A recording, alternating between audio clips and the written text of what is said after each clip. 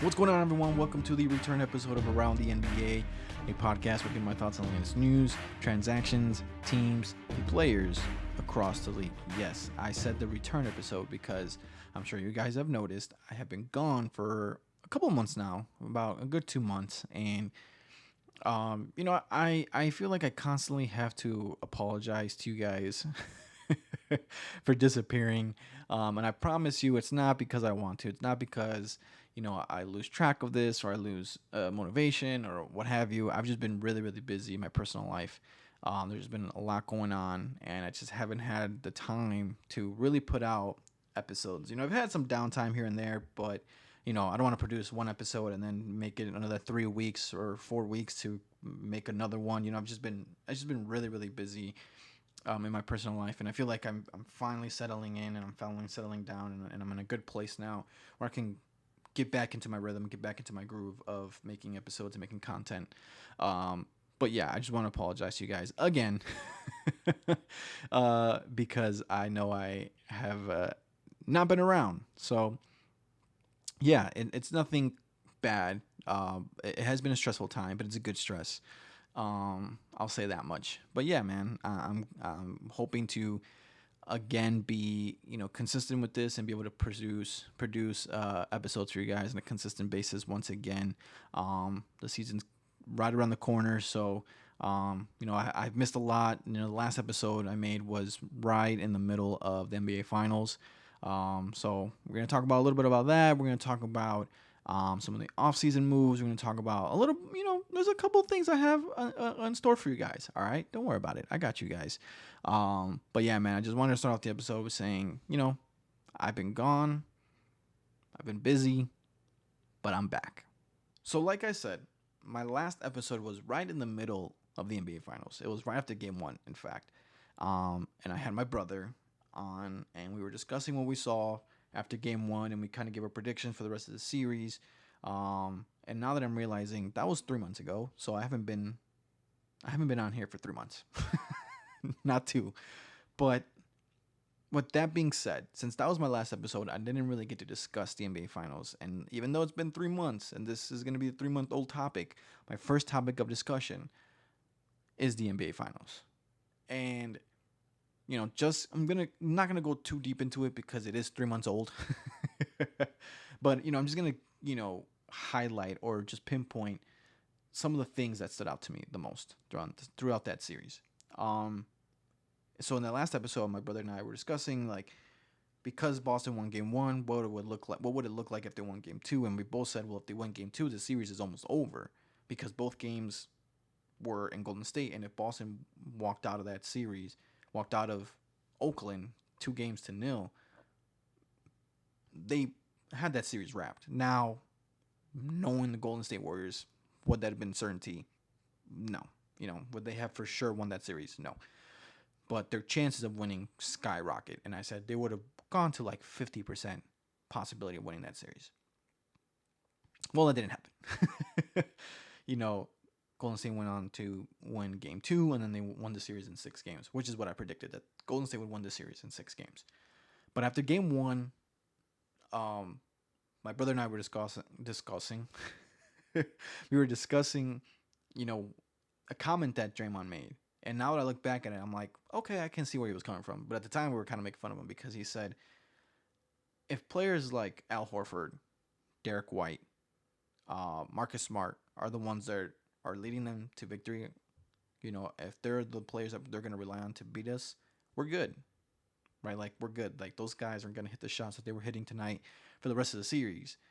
And he was right? Like, the way we were looking at it is like, okay, well, Jason Tatum didn't have the greatest of games. He shot like 2 for 13 or something like that, even though he had like 13 assists, and he had like 12 points, but he shot terrible that game. He shot 3 for 17. I'm looking at the stat sheet now.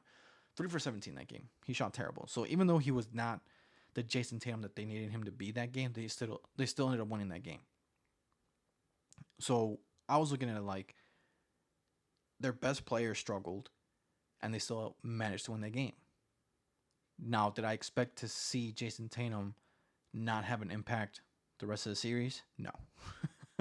So that's my first takeaway from that series was Jason Tatum lack Jason Tatum's lack of impact on the Boston Celtics. Like, he on paper was the second best player in that series. Right, going into the series, Jason Tatum was the second best player in that series. Steph Curry obviously being number one. But Jason Tatum just didn't play like the second best player in that series. I don't even think he was the third best player in that series. The second best player to me was Andrew Wiggins. Third best player was Jaylen Brown. Like, I thought Jaylen Brown was the Boston Celtics' best player. And if you look at the box score outside of game one and outside of game six, because Boston was kind of blown out, but Jason Tatum's numbers, they look pretty good. Like, he 28 points, 26 points, 23 points, 27 points. In his 28 point game, he had 6 boards. In game 3, 26 points, 6 boards. In game 4, 23 points, 11 boards.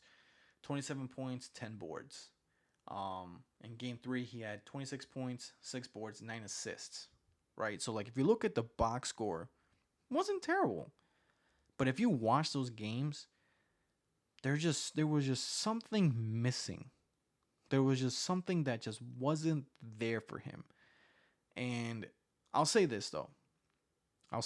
Even though like to me like his scoring was the least impactful. Even though like game 2 he had 28 points, but that was probably his best scoring performance because in game 3 he only shot 9 for 23.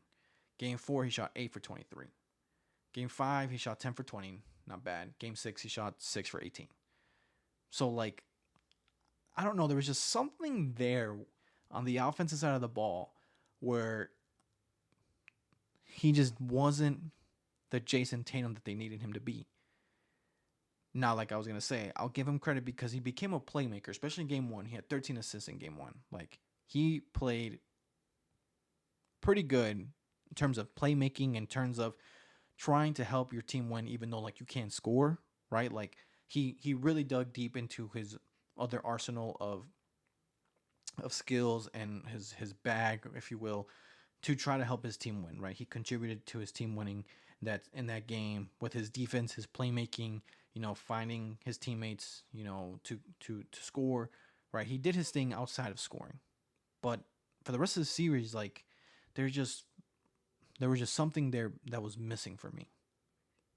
And I thought Jaylen Brown just kind of stood out to me more because he had bigger moments in the fourth quarter than Jason Tatum.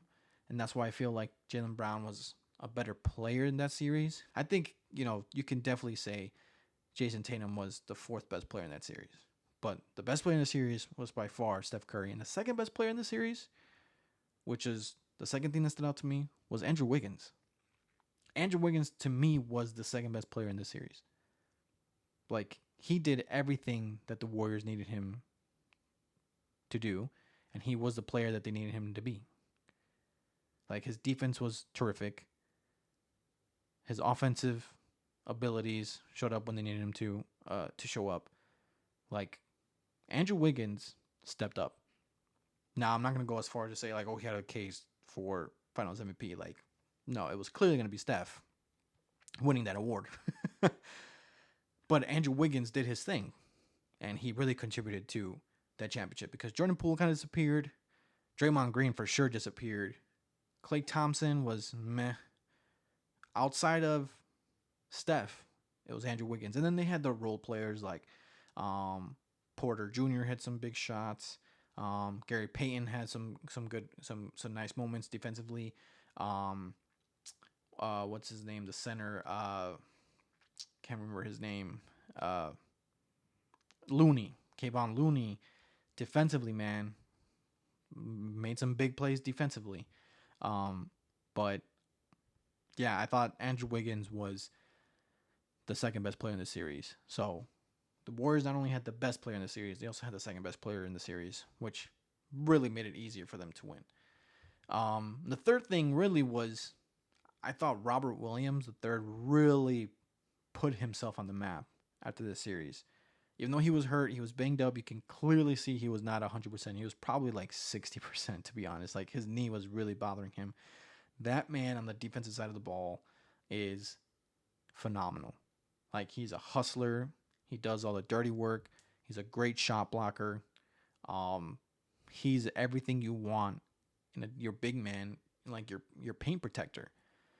And to me, that was kind of like his coming out party. I never really saw the Boston Celtics last year like that, so maybe I'm just late to the party. But I really, really like Robert Williams and what I saw from him. Like, I think he's a very good piece to any team, but his current team, Boston Celtics, and getting them a possibility to contribute to a championship, right? Like, he's a valuable piece to a championship team if he continues to play the way he played and if he stays healthy. But those were the biggest things that stood out to me. Jason Tatum, I don't think he's there just yet in terms of elite, like top 5, but he's for sure top 10 still. But a lot of people were saying, I wouldn't say a lot, but there were people saying that he was top 5, and he's this and he's that, and he's just not there for me just yet. And I know it's gonna sound like harsh. Well, it's the NBA Finals, it's the biggest stage of them all. How can you knock him for that? Or he's still young and yada yada yada. Like, I get all of that, and I know he's developed, and I know he's becoming a bona fide superstar. He's just not quite there yet, and I just think he needs a little bit more experience under his belt come playoff time. And he's gonna make more finals, right? Maybe another couple of them. He's still very young. Boston Celtics they're still very good. They're still a top 2 team in the East. They might return. They might go back next year. Who knows? They had some missing pieces, which they acquired this offseason. So we'll see. But yeah, Jason Tatum, just not quite top 5 for me. Top 10 for sure. Top 5, not quite there, which is really nitpicking. But that's kind of what you have to do when it gets to top 5, top 10 players. Like, you're just kind of nitpicking. He's still a phenomenal player, and if he comes back the way he like this upcoming season, the way he played the second half of the regular season last year, he can be very much easily top 3 MVP conversation again.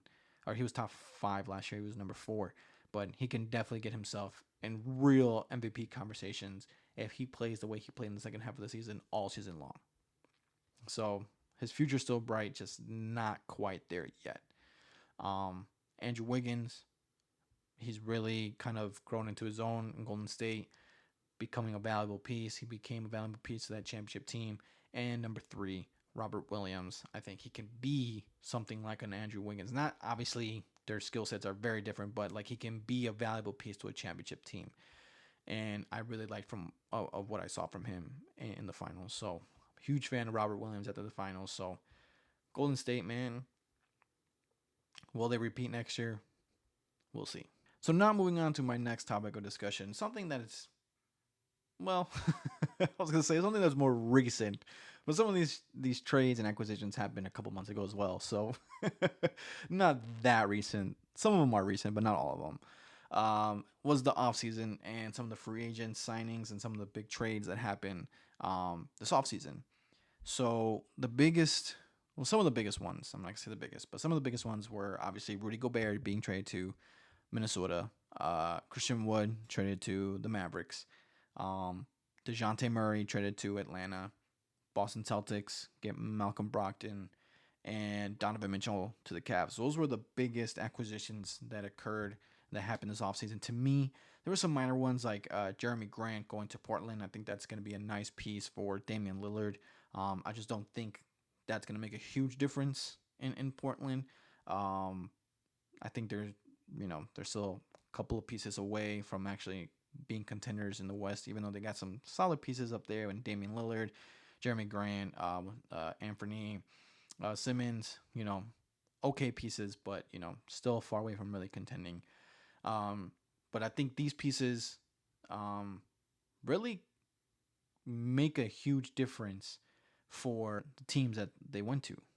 Not is that a good thing or a bad thing, right? Like, just because they make a difference, it doesn't necessarily mean it's going to be a good difference.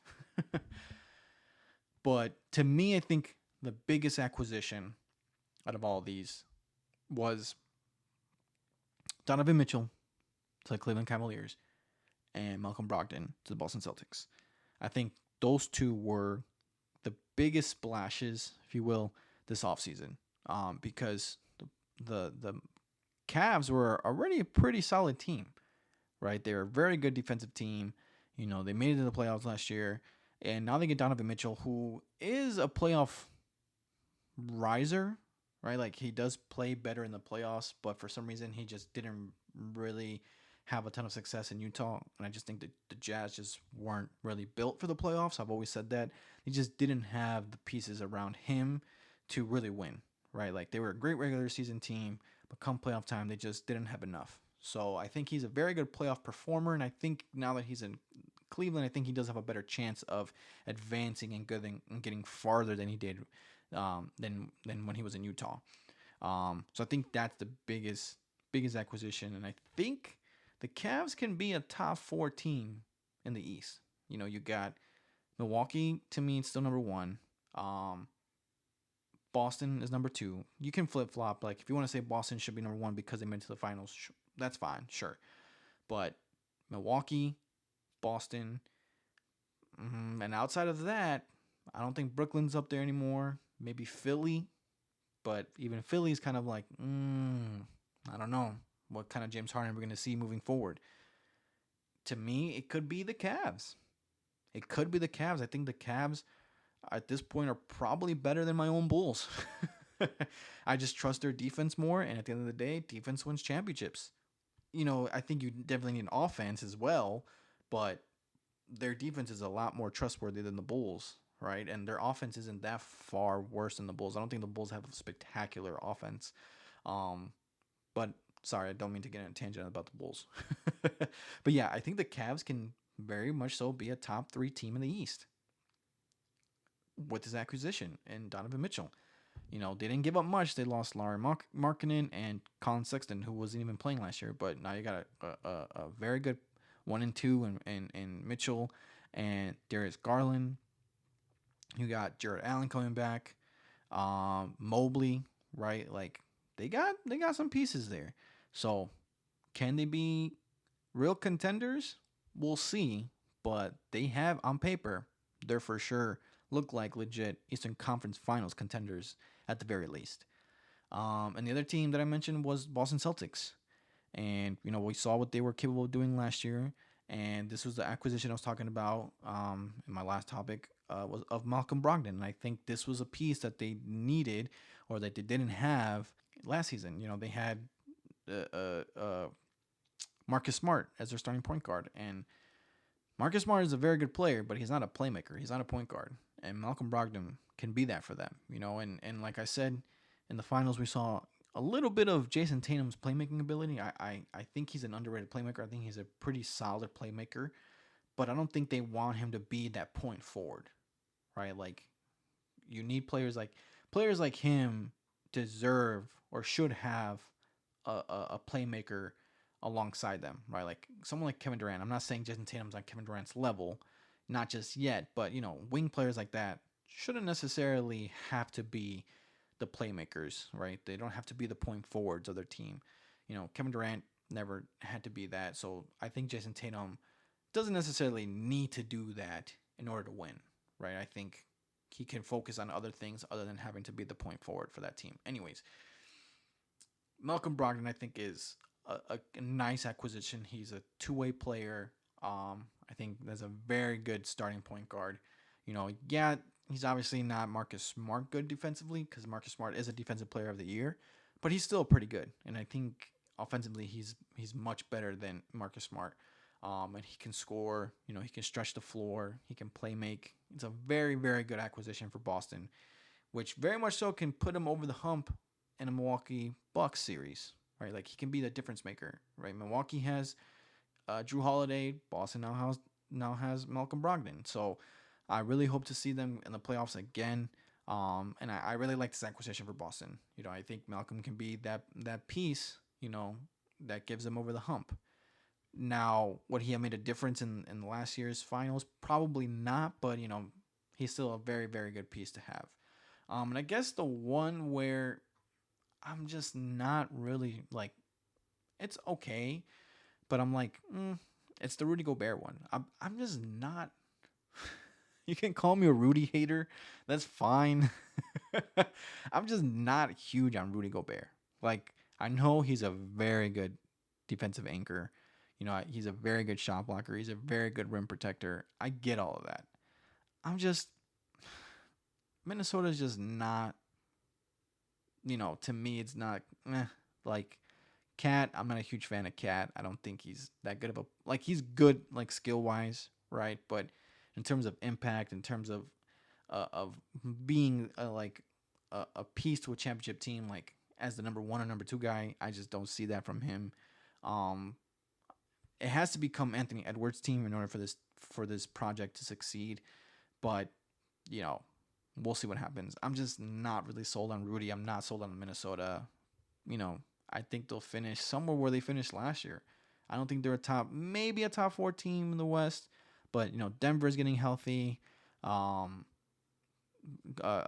Clippers are getting healthy. Golden State's still in the mix, obviously, and then I think Dallas did get better with the acquisition of Christian Wood. Christian Wood's a solid big man. He can stretch the floor. He's a solid rim protector, something that they didn't have before, and they already had solid team defense. So to me, I think Dallas is slightly better than Minnesota, right? So you got Dallas, Golden State, the Clippers, and the Denver Nuggets, who I would still say are better than the Timberwolves. Maybe even the Lakers, if Anthony Davis comes back healthy and LeBron does his thing, right? Like if they're still come back and they're healthy, maybe even the Lakers are better than them. So I see them finishing around the same spot that they did last year as a 6th, 5th seed, right? Right in the middle of the pack of the West. I don't know. That's just me. And like I said, you want to call me a Rudy hater? Call me a Rudy hater. I don't care. I just don't think he's gonna make a difference on the defensive side of the ball, obviously. But come playoff time, it's just I don't know. I don't see them making it that far, to be honest. But we'll see. But to me, the biggest acquisitions this offseason were for sure Donovan Mitchell to the Cleveland Cavaliers and Malcolm Brogdon to the Boston Celtics. So moving on to my next topic, which is for sure, I'm 100,000% sure that this is a more recent topic, all right? This isn't 3 months old, all right? My topics moving forward are now going to be of modern time. I promise. All right, starting with this next topic, I'm sure you guys have already seen, heard, seen people react and comment on this particular subject or this particular matter of comments made by Gilbert Arenas, Sir Agent Zero, of a particular player in today's NBA, Mr. Giannis Antetokounmpo. So I'm gonna play this clip for you guys, and then I'm gonna give my reaction to it. Okay? So let's hear these comments. Well, let's start off a little bit. Let's hear what Coach has to say. People don't understand that separation. You talk about there's elite, and then there's a whole nother level. There's a gap, and people understand. Well, why? What separates them, man? Listen, I've learned what separates Bron. What separates guys like Kobe, Bron, the Kawhis, the KDs, or whatever in the world. Why, Coach? It's the work that they put in. Okay. How meticulous they are with that work. Fair enough. With that work. Fair enough, Coach. There is a true gap. There is a true gap. I talk to people about that all the time. Yeah, there's elite, but then there's another level of elite in our league of what players look like. And what's so funny is the media tries to shorten it. They do. What do you mean by that? What do you mean by that, Gilbert? Like it's this, oh, he's the best player in the league. Not even close. Just stop it. Just stop. Who's he talking about? So big, but you're talking about, Gilbert? Always replace the next person by putting him in. Like his work, I can look at his game and say he doesn't understand basketball yet. He plays the sport. Okay. He won a championship. Cool. He doesn't won a really championship? understand how to be great, how to be better, how to train his body. Like, I'm looking at the stats. Oh, playing 32 minutes, 34 minutes, 30. I'm sorry, but to be here, you have to train your body to at least 38 minutes and above. Okay. Like LeBron played 37 minutes at 37. That's a whole, that's a whole. Iverson was playing 43 minutes. Wait a sec. Wait. Like, Gilbert. Hold on.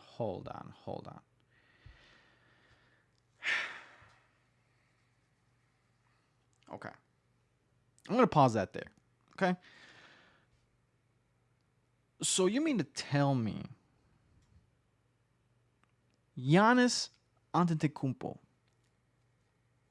can't be considered great because he doesn't play 37, 38 minutes a game? Are you telling me that Allen Iverson is better than Gilbert Arenas because he played more minutes a game? Because Allen Iverson, as he goes on to say, was playing 43 minutes a game? That's what you're telling me. That Allen Iverson is better than Giannis Antetokounmpo because he played 43 minutes a game. Like, what are we doing, man? Now, to be fair, okay, I'm not gonna pull up the other clip that I saw. I watched another clip from his podcast, the No Chill podcast. I think his name is Josiah, or his co-host. He asked him a question. It was like the next time they did their show. He asked him like, what is your reaction to people's reactions on your comments? And he goes on to explain in detail what he meant. So, as crazy as this sounds, right? As crazy as what he just said, in my opinion, it makes no sense at all. After he explained himself, I kind of see where he was coming from. Still crazy, but I kind of see what he was coming from. Basically, what he was trying to say was that Giannis isn't necessarily the most meticulous player, as the coach was saying, in the league, right? He isn't necessarily the smartest player in the league, right? Like Chris Paul, LeBron. He basically, what Gilbert is saying is he doesn't play the game within the game, right? Like he's all kind of brute force. He's all skill, or just athletic skill. Basically, is what he's saying. That he doesn't really try to outsmart you, right? Like his IQ isn't necessarily there. Like he doesn't have the finesse, right? Like the footwork, real. You know what I mean? Like it's kind of, he was nitpicking his intangibles more so than his tangibles. So I kind of get it, right? Like, yes, Giannis isn't as smart as LeBron, Chris Paul, or Tim Duncan was, right? He doesn't have the ability to hit a 15, 16, 17 footer on a consistent basis like Tim Duncan did, right? Like off the bank shot, right? He doesn't have those little nuances that elevate his game. Sure, right? But that doesn't mean he isn't good. It doesn't mean he isn't great. So like when he's saying he doesn't understand the game of basketball, he doesn't understand really, or what he's trying to say is that he doesn't understand like the nuances of the game. Like Kobe was very meticulous. Kobe was like, there's known stories that Kobe would read the rule book that the refs would read and know, like, for this is just an example, like where certain times or where refs would have to be in certain times or in certain inbound plays, and he knew where he could go and get away with certain things, right? Because they didn't have a certain view on the court, right? Like those little things, like Giannis doesn't know, is what Gilbert is saying. I'm not saying that. I'm just trying to decode what Gilbert was trying to say, right? As crazy as it sounds. And to him was saying like, well, how come he doesn't develop a jump shot? How come he can't hit a three? Like if he really wants to be the best, if he really wants to be the greatest, right? Like he's got to put in the work. Like put up 1,000, put 10,000 shots up a game, and yada yada yada. He gave these examples of like Richard Jefferson, who didn't really have a jump shot, would go into the gym and work on his jumper and became a solid 3-point shooter, right? Like Dwayne Wade, he didn't have he couldn't really shoot the mid range, but then throughout time, like he developed a mid range, bank shot, right? Like those little things. Giannis hasn't really developed, right? So what he's saying is, what in this other clip that I saw, what he was saying is like, imagine if he does develop those things, right? Like he learns how to like know when to come up and pull up for a transition, a mid-range transition shot, or a mid-range trend, or a transition three, or know like those little nuances, like how great he can actually become. But that doesn't mean he can't still be the number one player in the world, right? Just because he's not as smart as Chris Paul, just because he's not as smart as LeBron James, just because he doesn't have the footwork or the skill set of a Kobe Bryant, right? Like he doesn't have the mentality of a Tim Duncan, doesn't mean he can't be great. Like Shaq was arguably the best player in 2000, 2001, right? Alongside Tim Duncan, but he was still, just because he was mostly brute force, right? He was still terrific. Michael Jordan, when he was dominating, like the mid 80s, early 90s, right? He was a lot of his athleticism, right? So Gilbert kind of goes into the example to say, like Jordan, like he became more of a meticulous player later on in his career, right? Develop a mid range, develop his fadeaway, right? Learn how to do, right? Get away with certain things and learn the game within the game, right? And become a smarter player. And he's saying that Giannis isn't that smart in that sense. So I understand where he's coming from. That doesn't mean he still can't be great. That doesn't mean he can't be the best player in this league. And if you're going to knock him for not being conditioned, for not being able to play 40 minutes a game, 37 minutes a game, Steph Curry hasn't played those minutes in like his entire career. You're going to say Steph Curry isn't like one of the greatest players of all time? Like he isn't a top 4 or 5 player in today's NBA, top 3 player in today's NBA? Kawhi Leonard, same thing. Like the coach still was just praising Kawhi Leonard. Like, what are we doing? You know what I mean? Like, this just comes off as like you're just kind of hating. Like, yes, like Giannis relies a lot on his athletic ability. Okay, what's wrong with that? Like, I can see like LeBron James early on in his career, he was smart. He's not as smart as he is today, right? He's not as smart as he was like early on in his career as he was in his second stint in Cleveland, but he relied a lot of his athletic ability. And I don't think Giannis is not, for example, someone who I don't think is necessarily that smart and relies a lot of his athletic ability was Russell Westbrook right in his prime, and he's not as good as Giannis. Like for him to sit there and say like he went on and he posted stuff on Instagram like has he developed the three? Has he gotten better? Like he has gotten better. He's become a better playmaker. He has been able to develop some sort of mid-range game, right? Like his mid range isn't like it just doesn't look the prettiest, but he can hit a mid range shot. He's not afraid to take threes, right? He's not a Ben Simmons, basically, is what I'm trying to say. Like Ben Simmons, you can clearly see he does not work on his game, and that's what Gilbert Arenas was saying. Like there's certain players that just don't want to work on their game over the summer. Giannis, you can see that he works on his game. Like he has gotten better. He has like he can hit a mid range. He can hit a three. He'll go like 1 for 8 sometimes, but he's not afraid to shoot. As opposed to early on in his career, he was afraid to shoot. You see what I'm saying? Like he is a better playmaker. Like he's learned like to play downhill, distribute, kick out, find his open players, find his open shooters.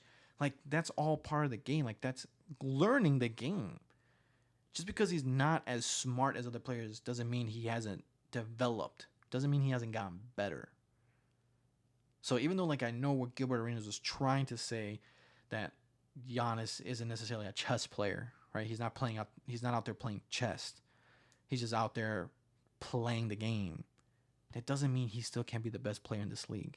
Because Tim Duncan, for example, wasn't necessarily the most athletic player, right? He had all those intangibles that Gilbert's talking about, right? Like he knew the nuances. He was very smart. He was very meticulous.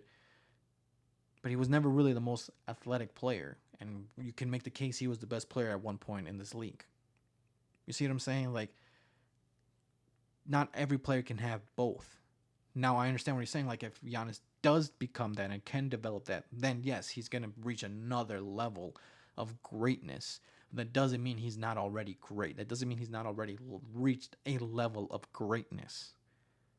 So, even though I understand what he was trying to say, I don't agree with the fact that hurts him. It doesn't hurt him. Because if he develops those skills, he can only yes, I agree. He'll become even better. That doesn't mean that he's at this like, you know what I mean? Like that doesn't mean he's not capable of being the number one player in this league because of it. So my final topic of discussion is another clip, and this is kind of going back to something that I posted on social media on TikTok once, and I kind of got trashed for it. But Deion Sanders words it better than I could have. And these are coming from Deion Sanders. Like, these words are coming from Deion. So I'm going to play this clip and then I'm going to talk about it. All right. And then I'm going to get into something else I'm going to discuss. But let's listen to Deion.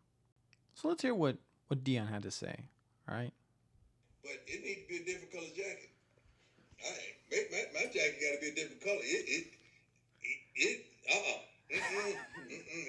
need to be a starting 11. It need to be an upper room. My head don't belong with some of these other heads that's in the Hall of Fame. Put my head, what they call them, bust? Well, I call it the head. Put my bust, put my head. Do that. Put my head where my head supposed to be. My head don't supposed to be got him. I'm sorry. I'm just being honest. I'm saying what y'all thinking, and a lot of y'all Hall of Famers are thinking the same thing. This thing is becoming a free fall now, man. This is what I want to point out right here. No, it ain't good. It's people that change the game. Preach, Deion. That's preach. What the Hall of Fame is. A game changer. A game changer. Not, I played good. I had a good little run. I gave you 3-4 good years. No, dog. Game changes. Put my head where my head's supposed to be. I'm tired of my head. I'm sitting up here looking at night like, what are you doing here? No. I'm just saying what some of y'all are thinking. Factual. And this is what I've been saying. And I said this in particular, or in particularly of a player, but I meant this in general. And the one player I called out was Carmelo Anthony. Now, I know he's talking about the NFL Hall of Fame, but I think you can apply this to the Basketball Hall of Fame. And I understand it's the Basketball Hall of Fame, right? So it's not just your NBA career. I get that. But I just think the Hall of Fame is just so watered down. I think it's so easy to get in the Hall of Fame. It's super easy. And what Deion is saying is like, it shouldn't be this easy. And if it is, there should be levels to this, right? There should be rankings to this. I should be in a different pedestal than some of these guys. Like, my head should not be next to his head.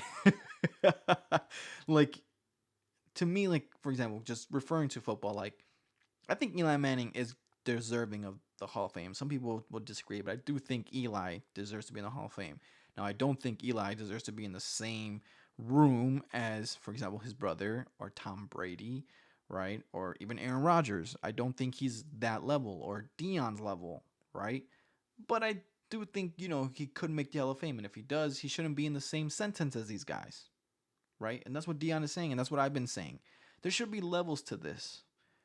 And not just because you played good a couple of years, or you did this, or you're X, Y, and Z player. Like, no, you have to have made an impact. Game changers. And that's why player I always refer back to is Carmelo Anthony. And a lot of people are going to say, well, you're a Carmelo hater. Maybe. That's fine. This is what I don't care. But, like, there's certain players like Melo, whose NBA career was just not the greatest. Like, it's not Hall of Fame worthy. Like, yeah, he was a very good scorer, but was he a game changer? No. Like, yeah, he's finished top 10 scoring all time. Is that really a game changer if it led to really nothing? Like, no success, really? You know what I mean? Like, that's why he will get in because of his USA basketball and his time at Syracuse. He did win a national championship there. So I know Melo's going to get into the Basketball Hall of Fame. But I do think there should be some sort of separation, right? Whether if it's within the Hall of Fame that they already have, like, create levels, or just create a whole new NBA Hall of Fame, where it's a little bit harder to get in, right? And you've had to make a huge impact and or have a very good impactful NBA career in order to get into an NBA Hall of Fame. And you can make one for like the WNBA as well. Like, I'm not just trying to say like, oh, the NBA deserves one and nobody else. Like, you can have an NBA and you can have a WNBA or even an international Hall of Fame, right? Or a college Hall of Fame, right? Like, separate them in some sort of way. Like, players like, for example, Christian Laettner shouldn't be in the same sentence as Magic Johnson, Larry Bird, Michael Jordan, Kobe Bryant, all these players that are in the Hall of Fame. Christian Laettner, who only had a college career, is in the Hall of Fame alongside these guys. You see what I'm saying? Like, there should be some sort of separation. So that's my point. And with that separation, you can make it harder to get in, for example, like the NBA Hall of Fame. Like, did you really make, how big of an impact did you make? How much of a difference maker were you in the NBA, right? And that doesn't necessarily mean players are better than another, right? Like, for example, Manu was just inducted into the Hall of Fame. And I think he does deserve to be in the NBA Hall of Fame. Now, does that necessarily mean he's better than, say, a Carmelo Anthony? Yes. I would say he is. No. That's hard. To me, can I say Manu's better than Melo? Probably not. Probably not. But does Manu have a better case at making an NBA Hall of Fame over Melo? Yes. I agree with that. Right? I agree with that. But there's players like Melo. Okay, we're going to move on from Melo. But players like Melo, Stockton even, they're even Paul Pierce. Like, yeah, he has an NBA, like he's an NBA champion and he's got a finals MVP, but he also needed a super team to win, right? Like, he's kind of borderline because outside of that, what did he really do in his NBA career? But players like that, right? Tracy McGrady, another one. Even players like Yao Ming, his career was cut short because of injuries. Like, a lot of these players, as sad or as as much as I love Tracy growing up, as much as I love Yao Ming, right?